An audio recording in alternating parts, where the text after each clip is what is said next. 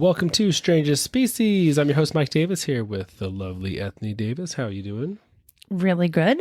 Awesome, awesome. We're back again for another Halloween episode. Bum, bum, bum, bum. Did you get scared last week with the clowns? You know, I've been thinking a lot about the clowns. Not scared, but just like... Good, because it wasn't scary. So Batman, I started watching like the old school one. And By old school, she means the original 1989 Michael Keaton one. Yeah. And so, I mean, I just was like looking at Joker a little bit more and I was like, clown-esque kind of. And so it was on my mind more clowns and like this evolution. But then, your brother, he also agreed with me. Like the first thing that came to my mind was not a clown when I thought of Joker, but then he just had a bunch of different text messages all week long about it. And it was pretty funny just to have him it's on his mind too, obviously, after listening to the episode. So that's true. I haven't thought much about clowns this week. I think I was more focused on what we're going to talk about today. Oh, well, there you go. I didn't see any creepy clowns or anything this week, so that's good. No, but think about it. We brought it up around the campfire on Saturday night. We talked a little. So it was just, I feel like it was like, and it's funny because someone on our mind around the campfire also brought up, not specifically the clown invasion of 2016, but they were like, wasn't there a thing, like a couple years ago with a bunch of clowns? So they couldn't specifically say it, but they knew. Well, they also said that they thought that there was like a clown that lived behind the Costco over there or whatever. So anyway, it was just sort of on my mind. There could be a clown living in the forest, like a quarter mile from our house, behind Costco. Maybe. Well, I haven't seen him. Me either. No. So that's good. Yeah. Anything cool happening in life? Well, painting the basement. Yes. We're supposed to get carpet and flooring in there next week, which is so exciting. It's going to be like a real space. I've been under the weather for like 5 days. Not longer, because last week in our episode, you even apologized. Oh, well, I'm going to apologize again today because I feel more prone today of having potential coughing fit. Yeah, and congestion and stuff. Yeah, it's been lingering for you for a long time. I feel bad. It's been over a week. So it's actually kind of going around, at least here. Yeah, like a lot of people are, getting hit. So it's funny Monday. I feel pretty good. Right. It's like your congestion will not go, but it's not just like allergy. Well, it's been off and on. It's weird. Like I felt good Saturday. I was like, oh, it's going away. And then Sunday I was like, no. It's not going away. Yeah. And then today it was kind of 50-50 where I wanted to kind of take it easy so that hopefully by tomorrow. Let's hope. Yeah. So sorry, you were saying it's Monday. It's Monday. It is Monday. Yep. Back at it. That's true. Yeah. That is true. Yeah. The little boys this morning, they came to me and they're like, Mom, you have to do Mom Joke Monday. I was like, what? I don't even know what this is. So they asked me if I would put a joke in their lunch bag every Monday. So I had to look up. And then one of them's like, I don't care if it's the same as the other ones because they don't eat lunch together. And I was like, oh no, I'm going to do 2 different ones, but I'm not going to put the answer in there. So if you don't know it or if you don't find out from a friend, then you're going to have to come back after school and tell me. So that was kind of cute. Something about, what did the mama tomato say to the baby tomato? And it was like, ketchup. And then something about, why are there not Mother's Day sales? I can't remember all the details, but it was something like, because moms are always sweet, or it worked. But anyway, so now I have homework for every Monday. I wonder where they got that idea. I have no idea. Like, I don't know where it came from. I don't know. It was really cute though, just watching them, which is actually kind of nice because, my middle schoolers are gone for just that one little bit to get them off to school. And I kind of love that little time with just them. It's just to focus. Like the mayhem is so much less with just 2 instead of 4. And so I'm always gone for all of it. So. All of it. Yeah. You were basically never around in the mornings, but it was very cute. And I was like, I have to do this because I can't not do this. No. And they're not going to care about me in like 5 years. So maybe more like 10, but. That is true. Well, good for you. See, excuse me. I was holding that tickle in for like 2 minutes, hoping they would go away. I'm sorry. While you were talking. Well, it's okay. It didn't happen. We'll just have to take it as it comes. We have another new thing going around in our house right now. And that is you have a giant jar with a floating grotesque thing sitting in our kitchen. Yes. It looks like a legit Halloween decoration, but no, it looks like a jellyfish. It looks like a piece of like brain floating in a brown liquid. Yeah. In a giant glass jar. What is said thing, Anthony? So I am trying out making kombucha. So it is a SCOBY. I don't know if I'm supposed to put an A in front of it or not. It's a SCOBY, which is essentially like a mushroom kind of thing. And it helps with the fermentation of the tea to turn it. It's supposedly going to grow. It's going to be more floaty here a little bit, and as it gets a little older. I'm glad it's Halloween time because it works. It looks legitimately like it's okay right now. If it was Christmas time, it'd be like, why do you have a brain in a jar? That's true. It's true. So big jar. It's huge. It's only a single batch right now, but we'll double batch it, and then it hopefully will be at the top so you can really see it good. But we're not allowed to even start testing it for the taste that we like until Friday. So me and my dog. There's no flavor in it right now, right? I mean, no, because there's a secondary fermentation and that's where you flavor it. But it's just the original raw flavor of like how fizzy, how fermented, like that flavor. So it's not the flavor. It's more like the pizzazz factor you're looking for. I think so. I mean, again, pop. This is my first time doing this. Yeah, I'm very poisonous. I don't know. Yeah.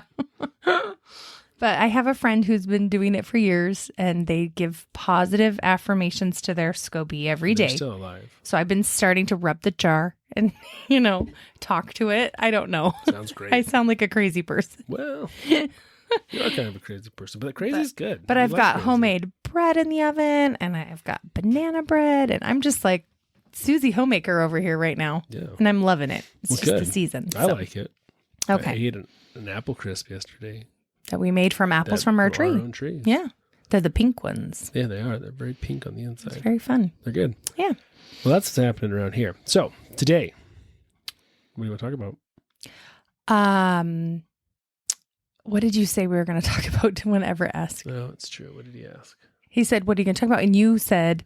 something really random. And I was like, yeah, your dad's not talking about that. So, but I can't remember what you said. So I don't know, but I know it's not whatever you said. That's right. So there's a lot of things in the world we could talk about, but it's not going to be all of them but one thing. Right. But you don't know what that thing is. No. Until right now. Yep. So staying in our theme of October and spookier, again, we'll see how spooky it is. I want you to define for me, what is death? When our physical body stops working and we go to the other side. Okay. So when does your physical body, when is that separation? When are you officially When you take dead? your last breath. You take your last breath. Have you ever really thought about it? Like when the moment of death, like... Yeah. Like, I think a lot of times we think of death as it. very black and white. Like you're alive or you're dead. No, I think there's a very long process if you are living like obviously a full life, right? If it's a sudden thing, I think that's very different. But the process of death, I feel, is a long process. So quick side note, not what I was planning on saying here. There's this, I don't remember his name. There's this really cool, he's a physician. He's I actually think he's a cardiologist, but then he went into hospice care up in Buffalo. I've told you about him before. Mm-hmm. It sounds familiar. He did these big studies where he would record patients, he'd interview patients on their dreams they would have as they were dying. Mm-hmm. Not literally like in the process of dying, but once they were in hospice and they were terminal.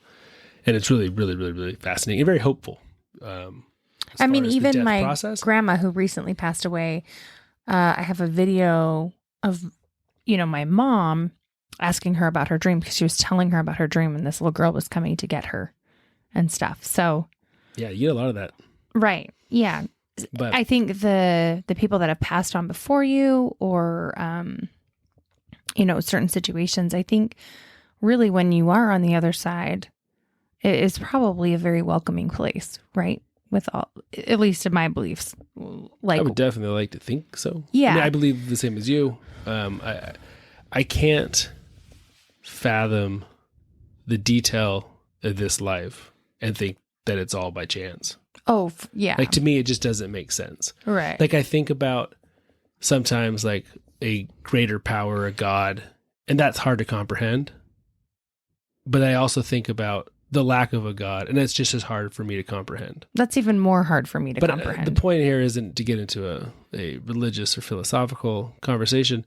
One cool thing this doctor did say is always the first thing patients ask when they come to hospice is, what's death like? And he tells them, well, for the most part, you've been dying for a long time.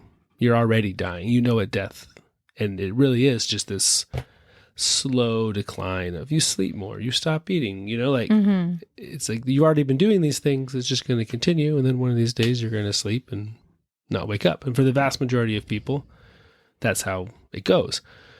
Now we don't hear, it seems like people die more horrifically because those are the ones you hear about. Right. But medically speaking, there's two different deaths. There's clinical death and then there's biological death. Clinical death is when your heart simply stops pumping blood. And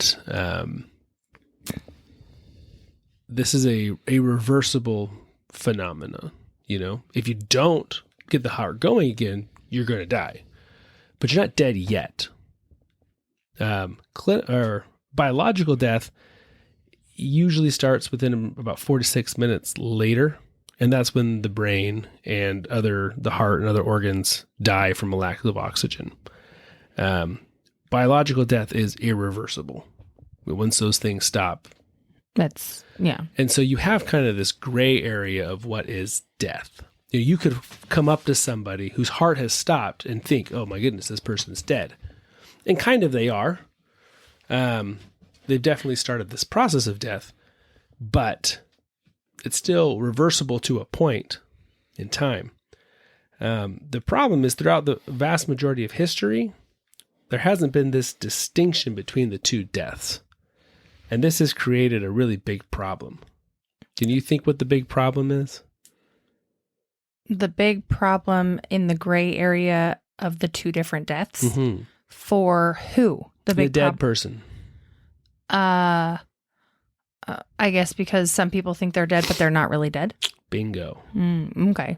So there have been countless times when people who have died, quotes, clinically, but not think they're dead. Right. Clinically. But they're not really dead. And they get buried. Oh, yuck.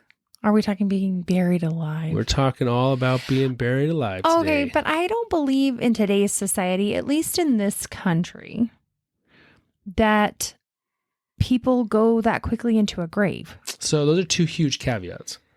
In today's society, true. Embalming definitely puts you into permanent death. I would hope so. There's no coming back from that. And so we're going to talk about, most of our stories come from older. Okay. And by older, I don't mean a lot older, like 100 years or older. Right. I mean, some of them are way older than that. But yeah, get outside of the Western world. It doesn't take very far. We're going to have two stories we're going to talk about too of within the last 3 years, people being buried alive. Obviously, if they're being buried alive and there's a story about it, then they got unburied? Yes. To tell the story? Well, we'll find out about how stories are told. Okay. But yeah, we're talking about being buried alive here today. Perfect. Yeah. So let's start. Talk about it. Let's start with a young girl by the name of Anna Hochwald. Okay. 1884. That's a long time ago. 150 years. Oh, okay. Yeah. Excuse me. I mean, yeah, it's a long time ago. So she was sitting in her home. Her brother was getting married that day. And she was prepping for the wedding as one Did you does. say how old she was? Nope. No, okay. Just said young girl. Okay. Lots of buzz around the house, as one would prior to a wedding. And she sat down at the kitchen to take a break. And someone came in and they found her slumped against the wall, lifeless. Was she just asleep? Well, they couldn't revive her. Oh. They called the doctor. Doctor came, pronounced her dead. Okay. So this is 1884. This is pre-embalming.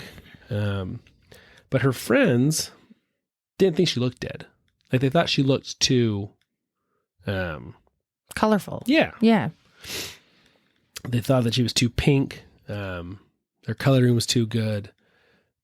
And death was very, very different back then as far. It was much more... Like, we have this, at least in the United States and Canada and the Western world, we have this great fear of death. It's like an enigma. We don't talk about it. We don't... but back then, death was such a part of life.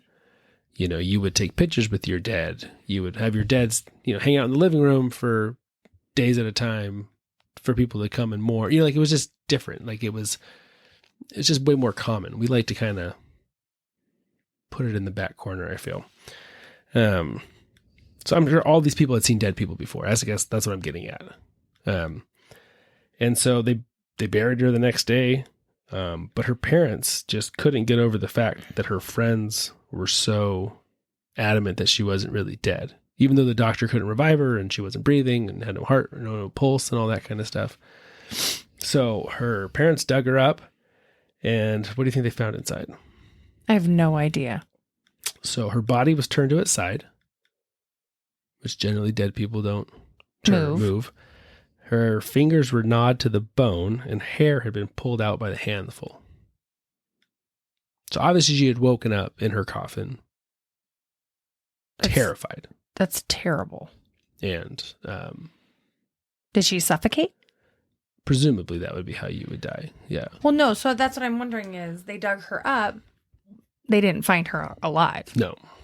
But she had obviously been alive at some point. Mm.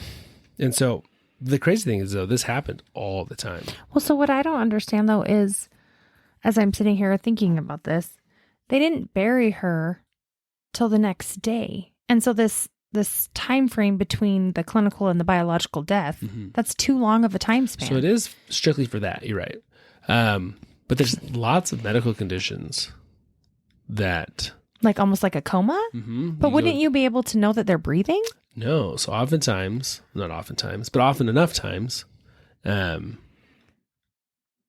patients their heart is so, like the beat's so shallow that you can't detect the pulse. And they're breathing so shallow, you're not seeing the chest rise and stuff. So there's actually a few different conditions. But their organs can actually still be getting enough air in that situation that they are not dying? Correct. So what? They had no idea at the time of catalepsy.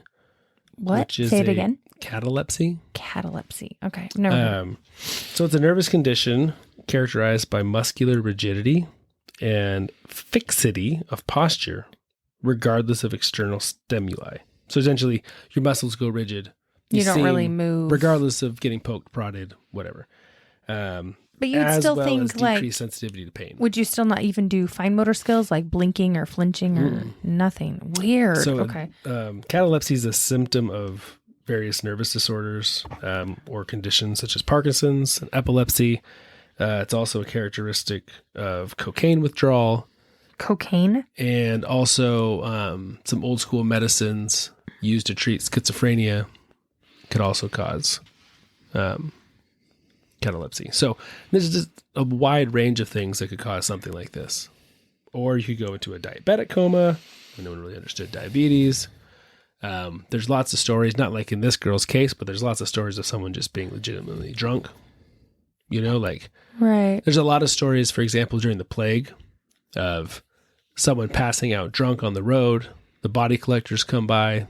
They assume you're dead because everyone's dead. They throw the body on the cart with everyone else. And all of a sudden you wake up in a plague pit Gross. Yeah. That's gross. Not good times.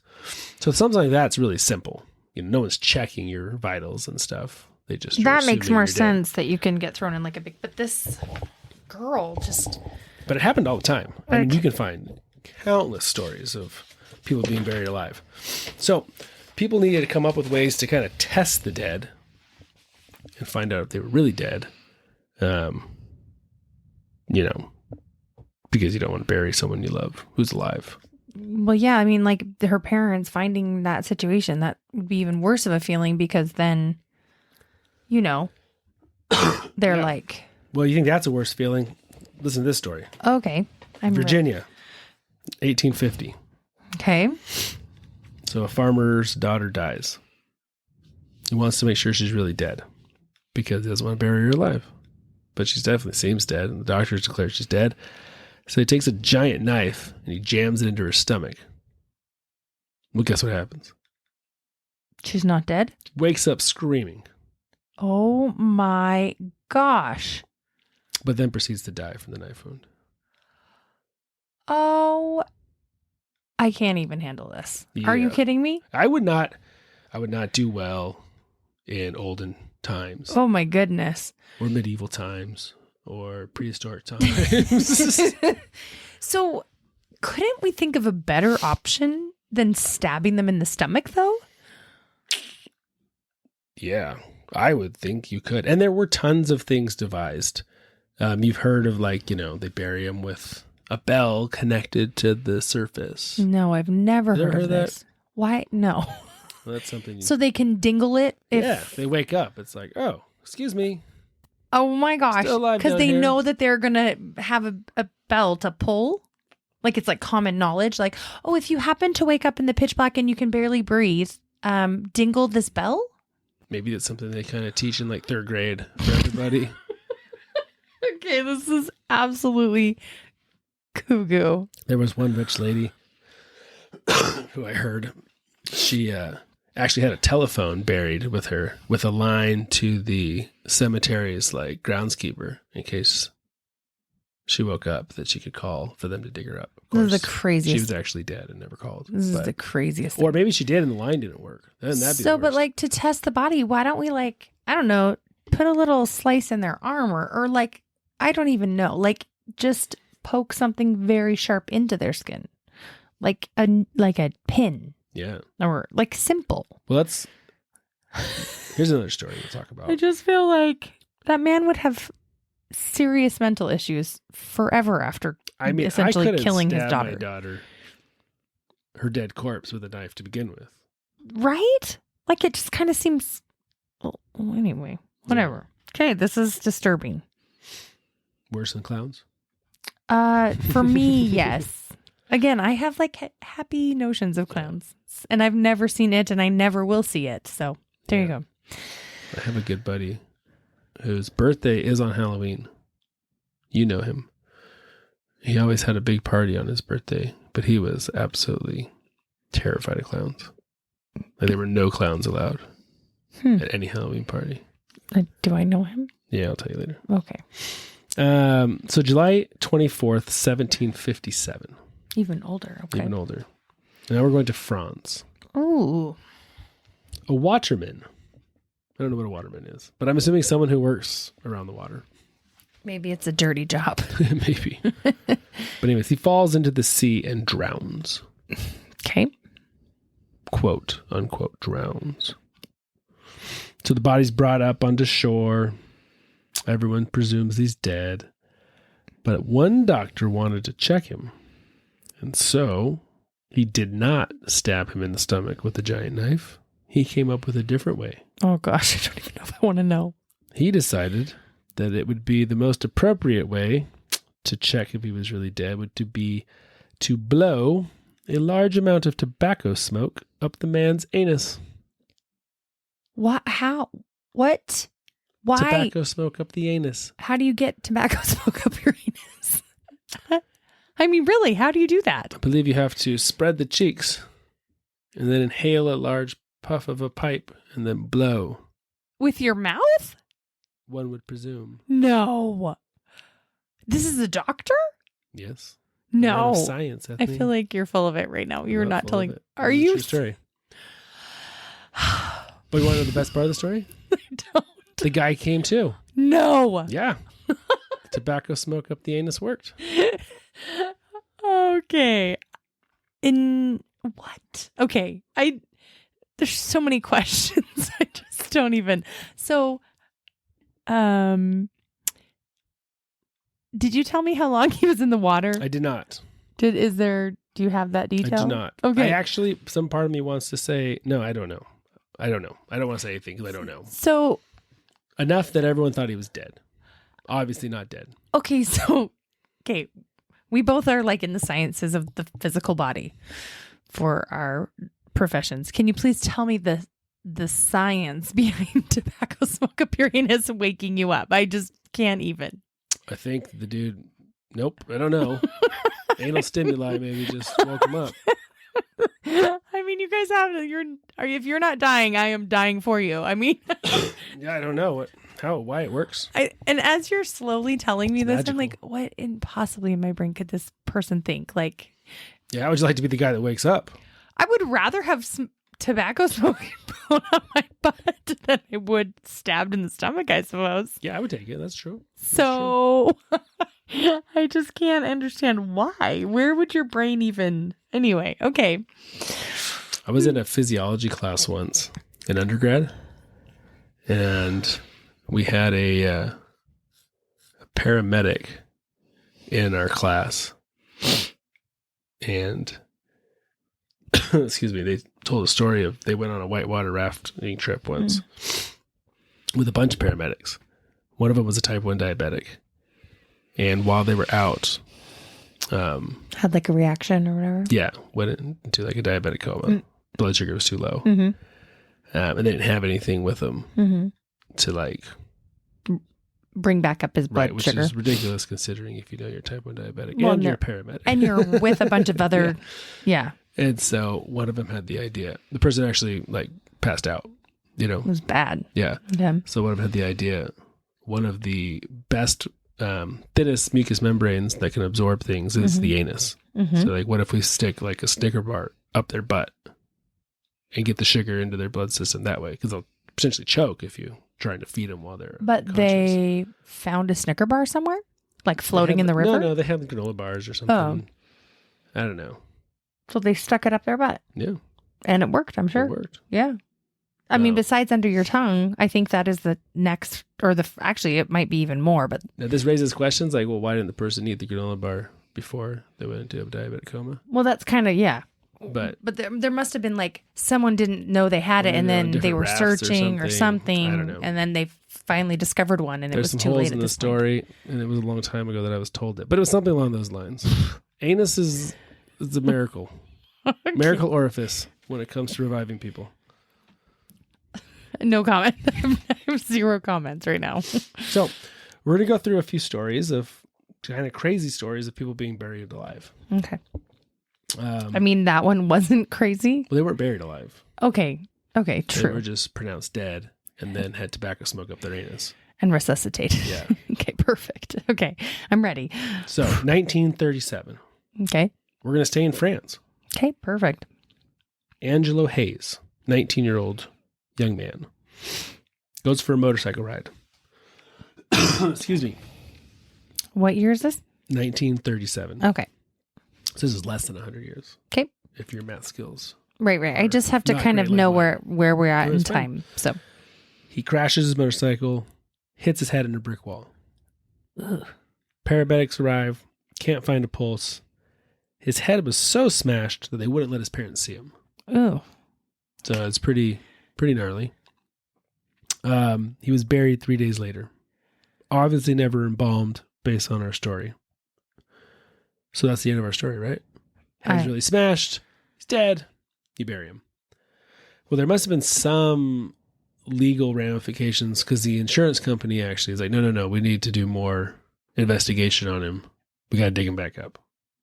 Okay. So it's all because the insurance company either doesn't want to pay money or needs some money. Right. Needs more information. Yeah. So they exhumed the body. After how long? 3 days. So he was buried for 3 days. No, No, I'm sorry. 2 days after he's buried. So it's been 5 days since the accident. Okay. 3 days above ground, 2 days buried. And when they pull him out, they find his body is still warm. Oh, no. And so he had gone into some strange kind of coma that required very little oxygen. And it was just doing its thing. So they rushed him to the hospital. The dude made a full recovery. What? Yeah. No. Yeah. Wait, I thought his head was so smashed up that is what? I don't even understand. Maybe they were, queasy paramedics who were like... It wasn't really that bad? Yeah. Or maybe it looked worse than it was, or who knows? I don't know. Like, we had a friend whose head, literally, their son got run over by a car. Yeah, that was terrible. And, I mean, you would think sometimes, like, it's just not possible. But miracles happen, Miracles do happen. I mean, he does have permanent, obviously. I'm sure this guy did, too. But at full recovery as far as, like... Here's the greatest part of the story. He goes on to design a security coffin with a oven, a fridge, and a cassette player for people who accidentally get buried alive. I don't know how many of those he sold, but... An oven? An oven. What, it just... Like you got one of those little, it seems Marie absurd. calendars. Where like an easy bake, and they bury it with a little bit of dough so you make cookies. Okay, so... I just report on what I read. I don't know. I know, but I have to ask questions because I can't not. Did he actually think that through? Well, he probably had a lot of brain damage. Okay. His parents were probably like, what? Oh, sure, Henry. What was his name? Sure, Angelo. Yeah, great. That sounds wonderful, kid. I'm dying right now. Okay, so... Okay, the three things were an oven, a fridge, and a cassette player. And a cassette player. And is it a loaded fridge? I mean, is there at least food in that fridge? There's a Diet Coke, and I don't know. A cassette player would have been like state-of-the-art technology, too. Anytime this guy was alive, a cassette player would have been like top brass. Okay, this is too much. Yeah. I want to know if he even sold one of these. But okay. I hope his dad bought one from him. Oops, just to make him feel better. Sure, buddy, we'll buy one. I can't believe he made a full recovery. That's crazy. It is crazy. Some of these stories are crazy. You're not going to believe any of these stories.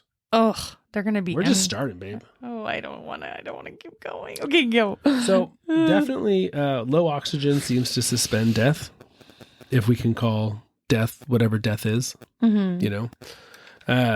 So we have lots and lots of stories of people being submerged in like freezing water or under snow, and they survive. Even though they're dead. They're not really dead, obviously. Quiescence, if you will. Yeah. They're in like a state of torpor or quiescence or hibernating. That's true. So this story is crazy. April 1537. Still in France. I didn't mean to do this. We have 3 French stories in a row. Okay. We have a French nobleman whose wife is very with child. So she's very pregnant, going to go into delivery any day. To labor any day. Yeah, labor. That's the word I was looking for. So he has to leave, as French noblemen do. He's got duties, in the countryside. I don't know where he goes. He's out of town. While he's away, she gets sick, dies. They bury her and her child. He comes home. He's furious that they buried her before he got home. So obviously they've gone like a long trip. So he demands they dig her up. Guess what they find? I don't even want to know. Like my brain just goes all sorts of places and I just can't. The mother is dead. Excuse me. That dang oxygen, man. The baby is alive. The baby is alive. How long had she been in there? I don't know. Doesn't say. What in the world? There's a living baby in the coffin. Oh, like delivered? Yeah. No. Yeah. I thought you meant in her belly. No. Okay. What? Yeah. And you're not going to believe this. You're going to say, like, that's not a true story. Except this guy, the baby, goes on to live the most insane life ever someone saying we're going to do an episode just on him in the future. Because, like, he avoided death, like, so many times. And okay, wait, hold on. I'm going to know a little bit about this. I mean, I know you're not going to tell me when it is, but, like, now I kind of know. Yeah. Anyway, the mom delivered this baby in a coffin, or did the body just let the baby out as it's done? I mean, I don't even know. I'm not sure. I wasn't there. I don't know which one. I mean, how that works. Were there signs of active labor? The report's from 1537, so the details are a little sparse. I just can't handle this. This is crazy. Yeah, isn't that crazy? Oh my goodness. Yes. I mean, it's like worse than Emily Blunt giving, like, delivering the baby in the bathtub with the scary monster silently after stepping on a nail. I mean, that's just talking about A Quiet Place. This is worse. I never thought that could be. I can't even. I don't know. I mean, if you're dead and you're delivering the baby. Okay, that's obviously that can't really happen. Like, it's got to happen pretty simultaneously, or she was buried alive, or there's something in our story. It's just too much. But I have too many questions. He did go on. The little baby boy goes on to live, become a nobleman himself, and tells. Wow. Okay. Some tales. Wow, this is so wild. I bet that dad was so happy that they exhumed her. He was probably super pissed, man. Well, I mean, happy. Well, happy in retrospect, but like, see, I told you guys not to. I mean, bury instead her. of losing just his wife and his son, at least he got his son. That's true. I mean, really? No, no, for sure. Wow. Okay, this is. I thought about this in my head, like, oh, the baby's still alive in her tummy. I never even contemplated this. You're sure the baby was out of her tummy? I'm not sure of anything, but that's the way I understood it. Okay. Mm-hmm.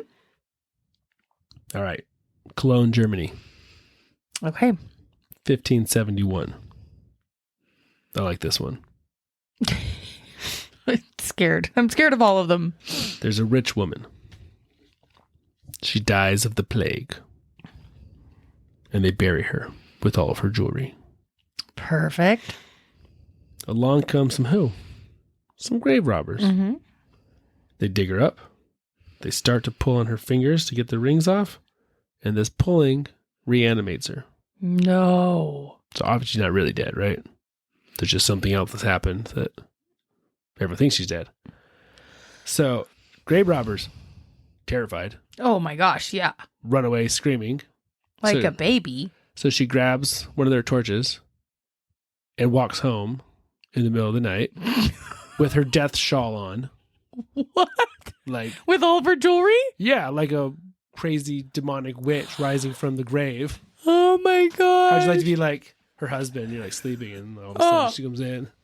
Literally, like, freak mental institution. Yeah. I would. It's a dark age. I couldn't live back then, man. I would check myself in. All half dead.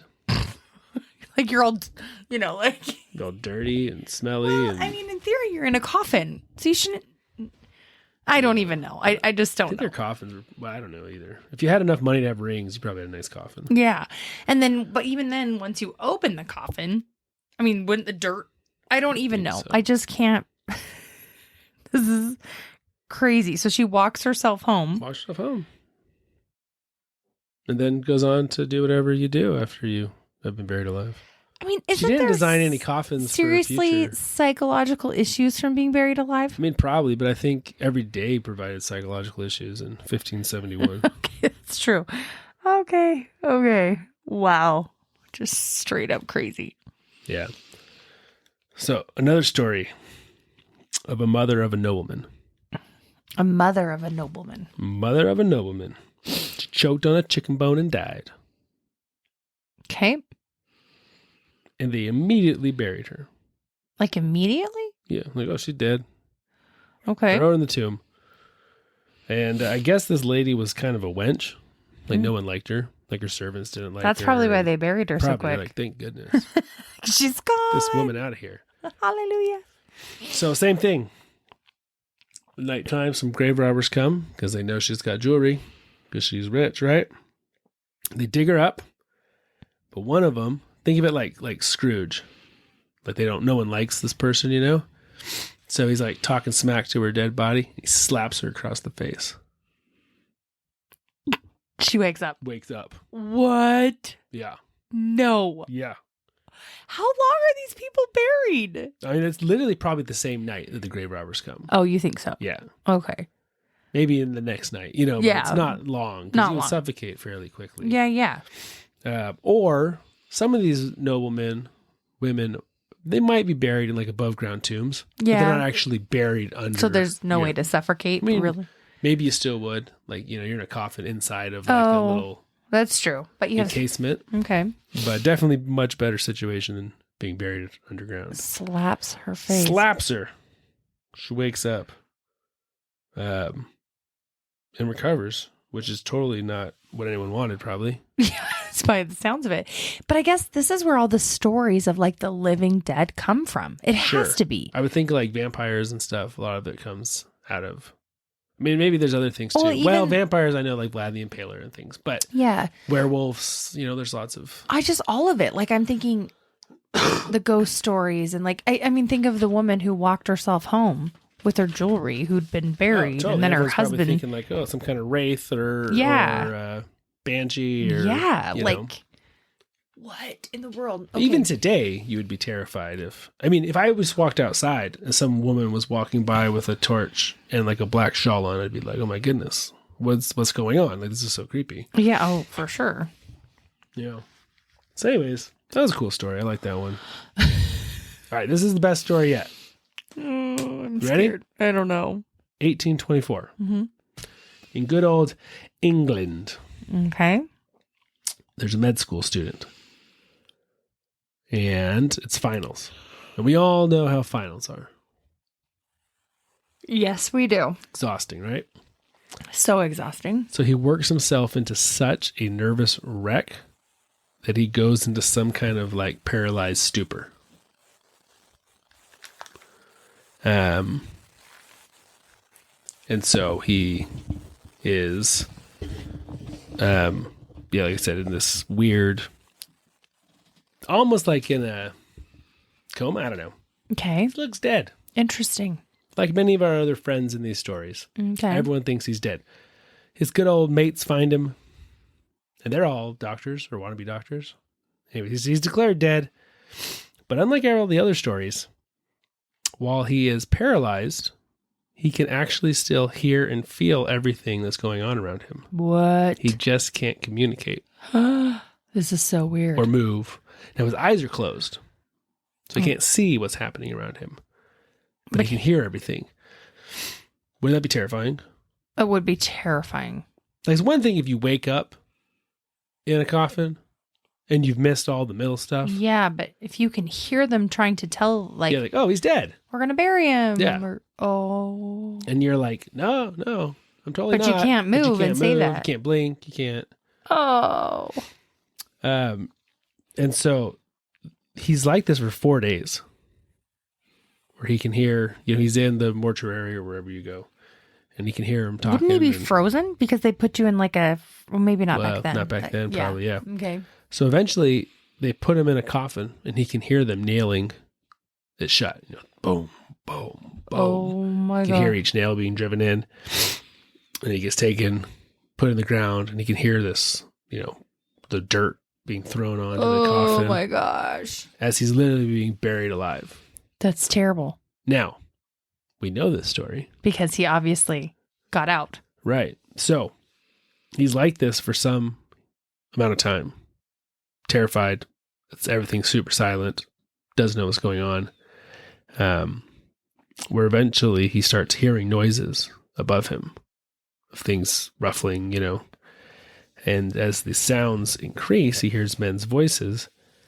And it is grave robbers coming to steal the corpse. They want it. What do you steal a body for? Tell me. Mostly back then it was to sell to med schools. Oh, meds. That would be hilarious if they sold him back to the same med school that he just came from. Well, that is exactly what happens. Are you serious? Yes. So that's amazing. He, they take him. He doesn't know where, but yeah, he ends up they lying down, and he's on an autopsy table in his own med school, being ready to be, a specimen for other med school students. Like his buddies, like his mates that found him. Maybe his mates, or maybe a different class. Maybe he's like a first year and these are the fourth year. I don't know. Okay. But he ends up here. What a twist of fate. Not a good day if you're the med student. Do they actually cut into him? Well, it's his lucky day. They're not doing an autopsy. Well, not an autopsy, but like a dissection or prosection at this point. They are doing a Frankenstein-style experiment where they're hooking up electrodes to show how muscle rigidity or muscle, work with electricity. And it wakes him up? So they hook him up to these nodes. What? And they crank it, hits him with electricity. And he says that when they hit him with electricity, it's just like this violent, like fireworks explode in his eyes. He shoots up. He comes to. Oh, and I he, can't. Screams. I can't even. And he sits up and he's like, but they think, they're in this experiment, they just think, oh, it's just electricity, like raging through his body. So they shut it off, or they turn it off like they normally do. But he's still not completely, he's mentally out of it. He can see now, but he still can't move. Like it's revived him, but it hasn't fully revived him. But he's way more revived. So then they do actually bring a scalpel and they're going to start, like cutting him open. And with like everything in him, he actually like screams. And they're like, oh my goodness, this guy's not dead. Oh my gosh. This is so traumatic for every party. Every person in that room. Oh, it'd be, yeah. I mean, literally. But the only reason he survived is because grave robbers, luckily, came and stole him. I can't. So you've worked in many cadaver labs. Mm-hmm. I've worked with lots of cadavers, not in labs, like prepping them. But could you literally imagine? Now, I understand all of them are embalmed like nowadays, but could you imagine No. being in that room? No. So, yeah, I don't know if we've talked about this before on the show. What? But I used to work when I was in grad school, I worked in the med school prosecting bodies. I don't know if I think we talked about it during our worst jobs. Oh, because maybe. you thought that would be one of my worst jobs. Yeah, maybe. So anyways, I worked in a lab, not a lab. Well, I don't know. I guess it was a lab. It was the basement. It was the basement of the med school. And it was me and like 8 to 15 bodies at any given time. And it was the best job ever because they didn't care when you worked. You just would log in when you'd go. And we would just prosect bodies. So we'd prepare them. So rather than dissecting them, the med students didn't dissect the bodies. We would go in, prosect the bodies, kind of do it all for them, and then just display it to them. And so you'd go in like after a long day of school. And for anyone who doesn't know, I'm a dentist. So I went to dental school. So this is after being in dental school all day, I'd go in at night and work on these bodies. And you just have certain projects. Your professor would just tell you like, oh, we need to, expose this or show this or fillet this or whatever. And I was the skinner. That was my main thing. I skinned a lot of human bodies, which is kind of morbid, but you just go in by yourself, flip on the radio, turn the lights on and go in and get to work. And they were never freaky to me because they were so dead. And but the smell. There were, buckets with heads in them, and there were shop vacs full of body parts and all sorts of weirdness. You're grossing people out right now. But, had one of them decided to come back to life, which would have been very impossible because they were all very embalmed. And right. I'm just saying though, like, yeah, I would have been like dead. Like, you would have been so traumatized. Yeah. And it's funny too, because the lab was like literally in the basement in like this far corner of the med school where like no one ever was. It was the lights were off all the time, and like they flickered in the hallway. It was like straight out of a horror movie. You're like, why in the world do you put the cadavers here? Like, why in the world? Because nobody wants to see them. So in undergrad, I didn't work in the cadaver lab there, but I participated in the cadaver lab. Like I used the cadaver lab. It was much smaller. We only had 2 or 3 bodies, but it was like up on the 2nd floor with like window. Like it was way nice. In med school, it was like basement, corner. Probably because the amount of bodies that they went through, you know, there were so many, and it's just that could be. Anyways, never freaked me out, but if one had come back to life, that definitely would have been something to note. To note? Yeah. You say it so calmly. Oh, I would have literally crapped my pants. Yeah, well, obviously, I think I would have too. But you're just like, would have been something to note. I also worked for a little while at the coroner's office, and there were a lot of crapping of pants there. Oh. Not mine. Michael, don't. Just of bodies. Just don't. Yeah. It's so nasty. You don't even want to hear it. So, anyways, he survived. So he screamed, but then, I mean, that's kind of where the story ends because that's the cool part. I mean, did he, I know, but like, did he? Then they blew a bunch of tobacco up his anus. Okay, so we're going to start combining all the stories together. That was one of the case studies they were studying. Okay. This is crazy. Yeah. Oh. So, real quick, 2 more little stories that are, like I said, much more recent. That these kind of things still happen in many third world and maybe even second world. I don't really know what those definitions are officially, but in developing countries, where you still have this lack of distinction between clinical death and biological death, where they're often assumed to be the same thing when really they're not. So in Brazil, this is actually this year. This happened 2023. A 37-year-old woman was pronounced dead, buried. Now, most of Central and South America don't, when I say bury, they don't literally bury their dead underground. Most of them are cemeteries or above ground, like in big multi-person crypts.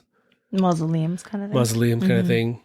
So when I say buried, it's like they put the coffin into like this small cylinder and then cinder block it up, and that's buried.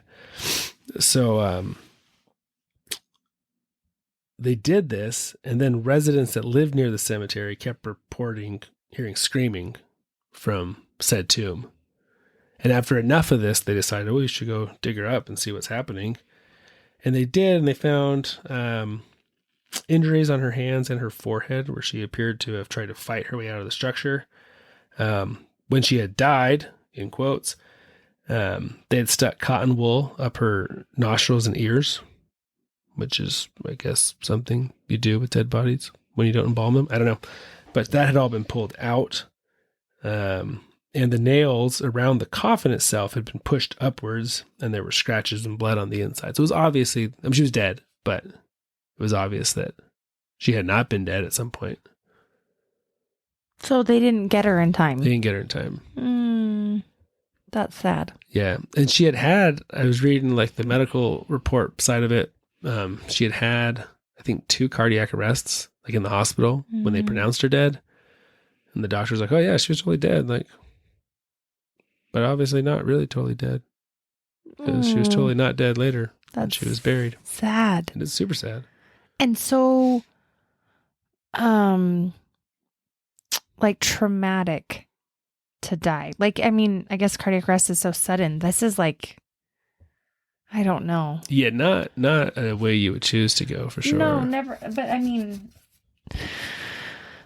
I guess I think as the family members and those left behind, like I think of them and I think, okay, they didn't suffer much, right? So it's easier for you to, I think, mourn your loss. Then this is discovered. And then it's like, I don't know. As a family member, I don't think I would want to know that had happened, because I think that would make it that much harder for me to mourn that. to know that they had suffered that much, you know? Yeah. Anyway. Well, that's almost, and the last story is almost exactly that. It was a 16-year-old girl who was pregnant, engaged to marry the father of her child in Honduras. I used to live in Honduras. Lots of crime in Honduras, lots of poverty. And she had heard a bunch of gunshots in their neighborhood, which is very, very common. For whatever reason, she was fearful of this, went into, again, a cardiac arrest, and they pronounced her dead. They buried her. Her boyfriend, fiance, was sitting outside the tomb, weeping, thought he could hear pounding from inside the tomb. And you can actually, this one's really sad because you can actually see it on, like it's filmed, like him, getting people, he's got a hammer, breaking through the wall, pulling the coffin out. The coffin had this little glass window above like her face. I don't know, I guess some coffins do that. Okay. That had all been broken. Anyways, so they took her to the hospital, and you can see like in the video, it's really sad. It's really. Did she make it? She does not. So they open the coffin there in the cemetery. After they pull it out, they open it right away. She's not like grotesquely, decomposed or anything. There's people fanning, her, trying to resuscitate her. They get her to hospital. I mean, she ends up passing away, or was already, had already succumbed at this point. Now, he says he originally didn't think it was real. He thought it was just like his nerves, his emotions playing on him. And then some people argue she was never really alive, which I would much rather prefer. And that it was just, the window broke from the release of gases of the body and things like that, which hopefully is true. Because again, and I don't think there were all this telltale signs in that one as far as like scratching and things like that. It was just this broken glass in the coffin. But either way, I mean, these things do happen still in lots of places where they don't embalm the bodies, and something happens and it's a poor, undeveloped country, and they're just like, oh, the person's dead, bury him right away. Yeah. There was another story of a guy in India where they don't bury. Most of the time they, what's the word I'm looking for? Cremate? Thank you. Brain's not working. But I'm not going to take anything about his story because he'll be a whole nother episode too sometime. Oh gosh. But anyways, it was just lots and lots. These are some stories. Obviously, these are very like crazy stories, but there are hundreds of these stories out there. That's disturbing. So disturbing. Yeah. Like, I just feel like, I don't know. There's no excuse, but. There's no excuse. I mean, I think the moral of the story is make sure you always have tobacco with you. That is the moral of the story. I mean, we're for both sure CPR certified, and they always tell you, like, don't worry about it, because at this point, essentially the patient's dead, so just go to town, right? But maybe blowing smoke up their anus would be more effective. I mean, we should talk to our CPR certified instructor for the next. Yeah, I'm going to ask him about that. Yeah. Mm-hmm. So that's all we got tonight, folks. I'm disturbed. I don't know about you, but I'm disturbed. Yes. I want you disturbed in October. Yeah, it's working for me, maybe for no one else, but I'm pretty easy to disturb. This is true. Next week, I'm not sure what we're talking about yet. I have two different, so I know what we're going to talk about the week before Halloween. I have two topics that are fighting for which one's going to get in on our last. And hopefully Michael sounds like himself by next week. Hopefully. And not by still stuffy. Yeah, that's true. Yeah. So, but anyways, if you want to reach out to us, Instagram, Facebook, you can email us, strangerspecies@gmail.com. Yeah. Anything else you can think of, Beth? I mean, get ready to be disturbed. Yes. Because I know I am, and I'm just nervous about what's coming. October scares me. All righty. Well, everyone, you have a wonderful week. Be on the lookout for all those strange humans out there. And we will talk to you next week. Next week. Bye.